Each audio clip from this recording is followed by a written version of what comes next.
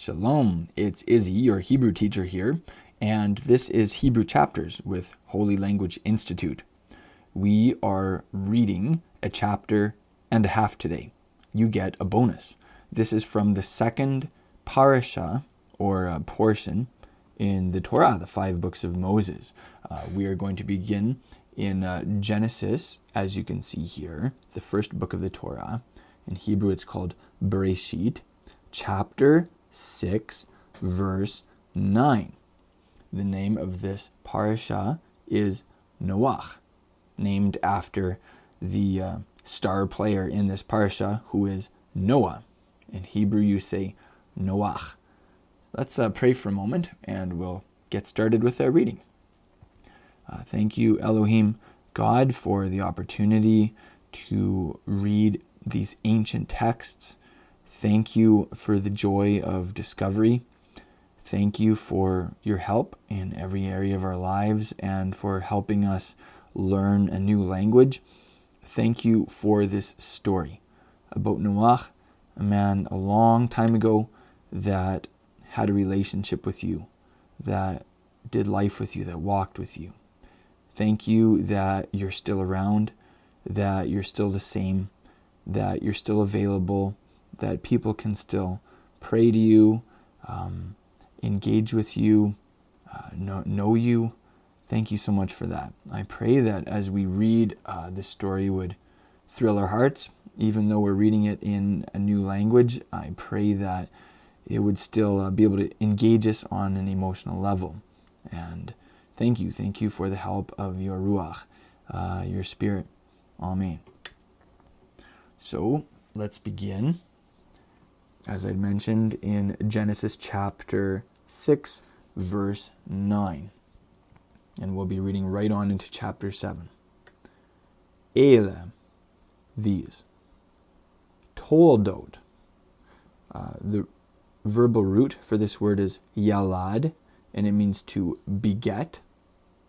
So toldot is in the plural, and it has the idea of a person's genealogy, their generations, their family tree, their pedigree, that kind of idea. So Ele Toldot is like these are the generations, or even it can even relate to someone's life story.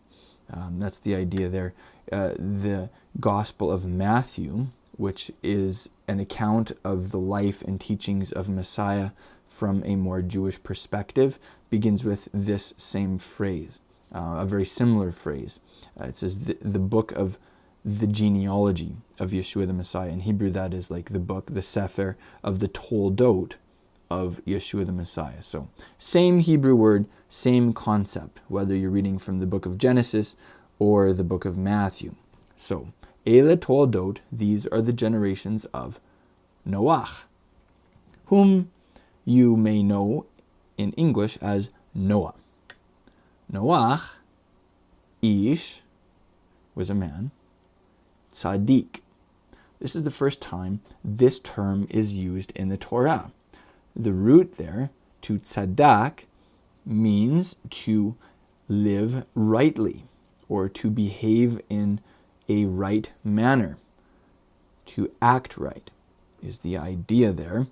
It can be a legal term, meaning you are righteous in a legal sense. You have been acquitted or exonerated or proven right in court. It can also simply mean you're a righteous person. I think in English often, if we wanted to get that idea, we would say someone is a good person. In English, it's much the same sense. So anyway, Noach was an Ish Tzaddik, a righteous man. Tamim.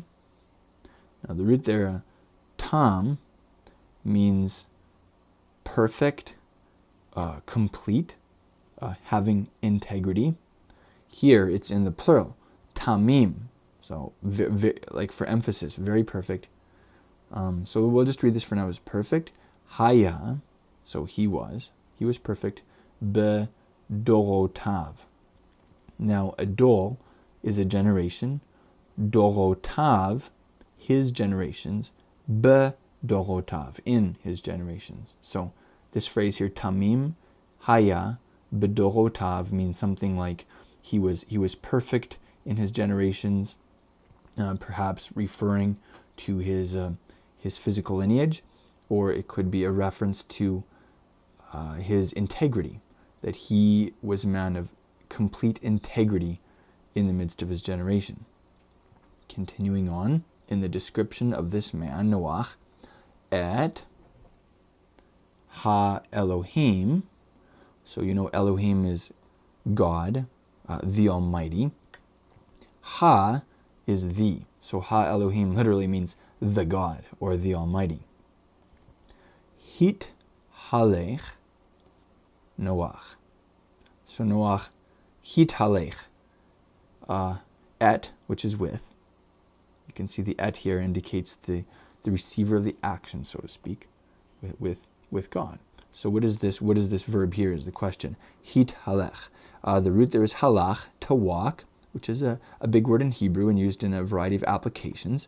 And it's in the hit pa'el form. So it's more like he walked himself with God, or he caused himself to walk. He intentionally made himself walk with God, is the sense there. And of course in Hebrew, the concept of your walk is your life in general, how you do life, how you conduct your affairs. So it's saying that Noah did life. He conducted his affairs with God.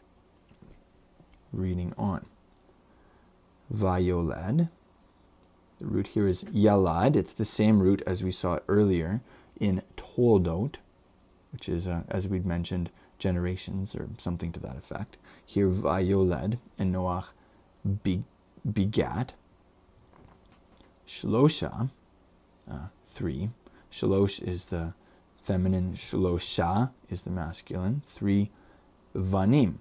A ben is a son. Vanim here are sons. So Noach begat 3 sons. Et Shem was the name of the first. Et Cham was the name of the second. Ve'et Yafet was the name of the third. Interestingly enough, this was happening at a time when only one language was spoken by all humanity. This was before the Tower of Babel fiasco, which happened a couple of centuries after this description of Noah. And this is interesting. He has 3 sons, and they all have names. And their names all have meanings in a language. Guess which language? Hebrew. Isn't that interesting that Noah's sons, at a time when there was a universal language, all had Hebrew names that had meanings in the Hebrew language?